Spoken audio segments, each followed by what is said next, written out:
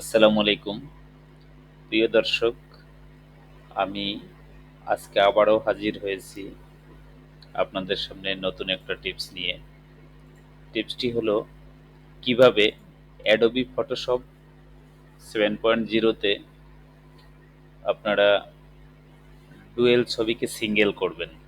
Single করে passport সাইজের করে প্রিন্ট দিবেন। আপনার দেখা গেছে মোবাইলে অথবা আপনার স্টুডিওতে ডুয়েল ছবি তোলা আছে।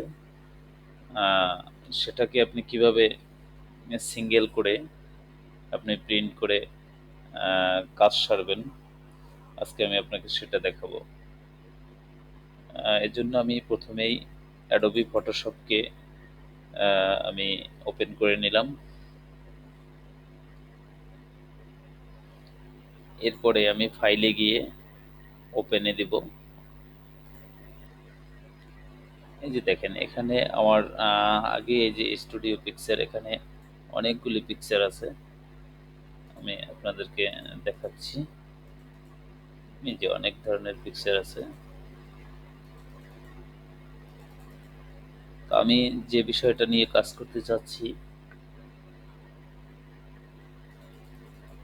বিষয়টা হলো ডাবল ছবি থেকে সিঙ্গেল ছবি করা। ঠিক আছে? এই যে আমি আপনাকে মনে করেন এটা না, নিচে আরো দেখি কি আছে।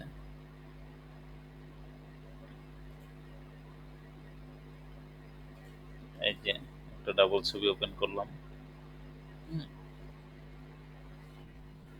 আপনারা দেখতে পাচ্ছেন এখানে এই যে একটা ডাবল ছবি। এটাকে আমরা কিভাবে সিঙ্গেল ছবি করব? এই যে বাম পাশের যে ছবিটা আছে, এই ছবিটা আমরা কিভাবে সিঙ্গেল করে প্রিন্ট দেব? ঠিক আছে? তো আমি আজকে আপনাদেরকে দেখাই। আমরা এটা পাসপোর্ট সাইজের করব। ঠিক আছে? পাসপোর্ট সাইজের করতে হলে আমি প্রথমেই এই যে ক্রপ টুল, এরপরে এখানে যে উইথ, পাসপোর্ট সাইজের ছবি সাধারণত 1.6 ইঞ্চি, আর এদিকে হলো 2 ইঞ্চি, রেজুলেশন হবে 300। এরপরে এন্টার দিয়ে দিলাম।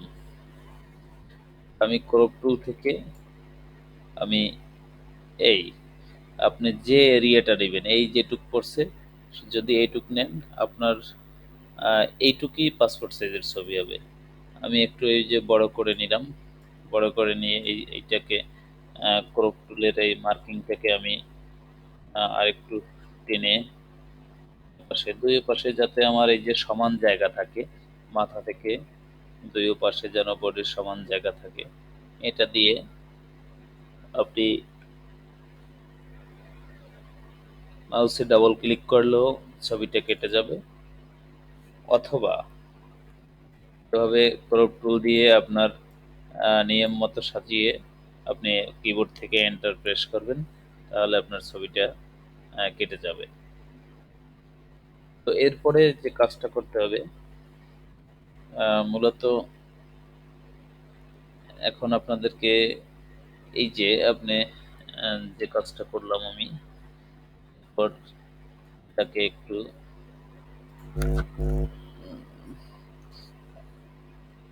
এটাকে আমি পাসপোর্ট সাইজের ছবি বানিয়ে আমি প্রিন্ট করব। তো এখানে আমি A4 সাইজের একটা ব্ল্যাঙ্ক পেজ নেব। A4 সাইজের একটা ব্ল্যাঙ্ক পেজ নিয়ে আমি এই ছবিটাকে, যে ছবিটা আমরা কেটেছি, এই ছবিটাকে ক্লিক করে এই ব্ল্যাঙ্ক পেজের উপরে এনে ছেড়ে দিব। এই ব্ল্যাঙ্ক পেজটার উপরে এনে ছেড়ে দেওয়ার পরে এটাকে ধরে আপনি একদম উপরের অংশে বসিয়ে নেবেন। উপরের অংশে বসিয়ে নেবেন। এরপর এটাকে কপি করবেন। কিবোর্ড থেকে অল্টার কন্ট্রোল এটা প্রেস করে আপনার এই যেখানে খুশি আপনি সেখানে এটা নিয়ে পেস্ট করতে পারেন। কিন্তু আপনি কন্ট্রোল অল্টার যদি শিফট ধরেন, এই যে দেখেন শিফট চাপ দেওয়ার সাথে সাথে ওই ছবিটা একদম হুবহু ওইটার বরাবর এসে পড়ছে। আবার ছেড়ে দিলাম, আবার এই পাশে আরেকটা ছবি দিয়ে দিলাম,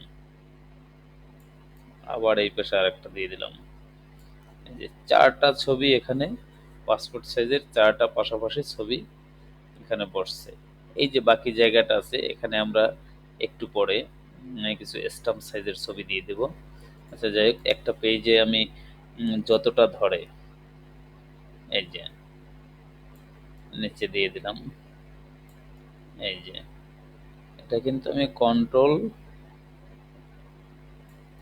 শিফট অল্টার এটা ধরে আমি আবার এরকম করে দিলাম। আবার নিচে আরো এক সারি দিয়ে দিই।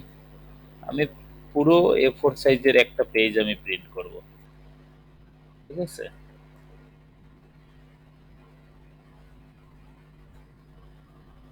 দেখেন কিভাবে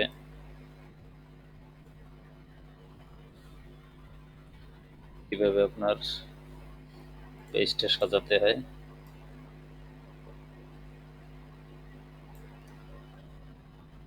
আপনি এই যে ছবির মাঝখানে গ্যাপটা যদি একই রকম রাখেন, আপনার ছবিটা কাটার সময় কাটতে অনেক সুবিধা হবে। কোনো ঝামেলা হবে না ছবিটা কাটতে। এইটার প্রতি খেয়াল রাখবেন।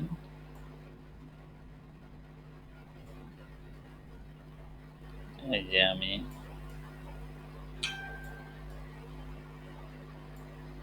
এই এই যে পুরো আমার পাসপোর্ট সাইজের ছবি হয়ে গেল কয়টা? ১, ২, ৩, ৪, ৫। ৪ ৫ ২০টা। আমি এই যে পাশে যে ব্ল্যাঙ্ক জায়গাটুকু আছে, এই জায়গাটায় আমি স্টাম্প সাইজের ছবি দিয়ে দেব। স্টাম্প সাইজের ছবি দিতে হলে আমাকে ১ম এ কাজ করতে হবে, এটা একটা ডুপ্লিকেট একটা কপি নিয়ে নিলাম। এরপরে আবার ক্রপ টুল। ক্রপ টুল দিয়ে এখানে আম অনেকেই সিএম দিয়ে কাজ করে, যদিও অনেকের বুঝতে অসুবিধা হয় সিএম সেন্টিমিটারটা। আ তো সেজন্য আমি ইঞ্চিতে করে দেখালাম। এটাকে এই যে 0.85 ইঞ্চি। এরপরে ট্যাব দিয়ে হাইটের ঘরে যাব, ওখানে হবে 1 ইঞ্চি। রেজোলিউশন যেটা আছে ওটা থাকবে। আমি এন্টার দিয়ে দিলাম। এন্টার দিয়ে দেওয়ার পরে এই যে ছবিটা আছে যেটা ডুপ্লিকেট কপি করছি, আমি এটা থেকে আমি স্টাম্প সাইজ কেটে নিব। এই এন্টার দিলাম। মার্কিং করার পরে আমি এন্টার দিয়ে দিলাম। এন্টার দেওয়ার পরে আপনি আবার ওই ছবির মতো এটাকে ওখানে নিয়ে ফালাবেন।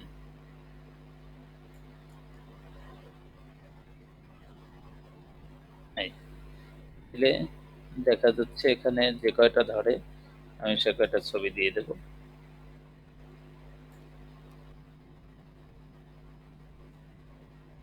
তাহলে হলো কি আমার একই পেজে আমার স্ট্যাম্প সাইজ এবং পাসপোর্ট সাইজ ছবি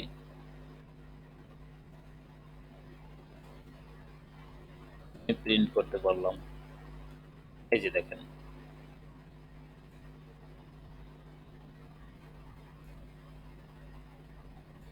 এখানে আরো একটু জায়গা আছে, কিন্তু এই যে আমাদের জায়গাটা আছে এখানেও আমি প্রিন্ট করে দিতে পারবো। দেখেন এখানে কিন্তু জায়গা স্বল্পতা। এই যে আম ছবিটা এভাবে দিলে আমাদের হচ্ছে না। আমি ছবিটাকে রুট করে নিব। এই যে রুট করে নেওয়ার পরে দেখেন এখন জায়গা কিন্তু অবশিষ্ট আছে নিচে। এখানেও আমি আমার যে কয়টা ছবি এখানে ধরে আমি সে কয়টা দিয়ে আমি প্রিন্ট দেব। এই যে দেখেন। তাহলে হলো কি এখানেও ছবি ২, ৪, ৬, ৮, ১০, ১২, ১৪, ১৬টা স্টাম্প, ২০টা আপনার পাসপোর্ট। ১৬টা এখানে ১৭টা করা যায়। এই ছবিটা যদি আমি টেরা করে দেই, এই ছবিটা আমি টেরা করে দিলে নিচে আমার আরেকটা ছবি বসে সম্ভবত। না, একটু কনজাস্টেড হয়। তো যেভাবে ছিল আমি সেভাবেই রাখছি। এরপরে আপনি এটা করার পরে এই যে আপনি একত্রে দেখার জন্য আপনি ছোট বড় করে দেখতে পারেন। এরপরে print control P. Control P দেওয়ার পরে আপনি ১ম এ পেজ সেটআপে যাবেন। পেজ সেটআপে গিয়ে এখান থেকে A4 সিলেক্ট করবেন। এরপরে ওকে দিবেন। এরপরে এই যে প্রিন্ট। প্রিন্টে গিয়ে আপনি এখান থেকে প্রিন্টার সিলেক্ট করবেন। আমার এই পিসিটায় যদিও কোনো প্রিন্টার সিলেক্ট করা নাই, তাই আমি ইনস্টল করা নাই, তাই আমি দেখাতে পারছি না, কারণ আমি অন্য পিসি দিয়ে প্রিন্ট করি। তো এরপরে এটা দেওয়ার পরে এই যে মনে করেন এইটা আমি একটা প্রিন্টার সিলেক্ট করলাম, ঠিক আছে? এরপরে আপনি ওকে দিয়ে দিবেন।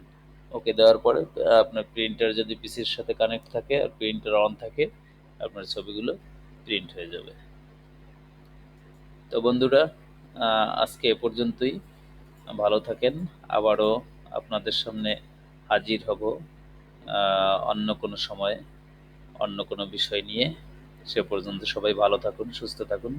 আসসালামু আলাইকুম।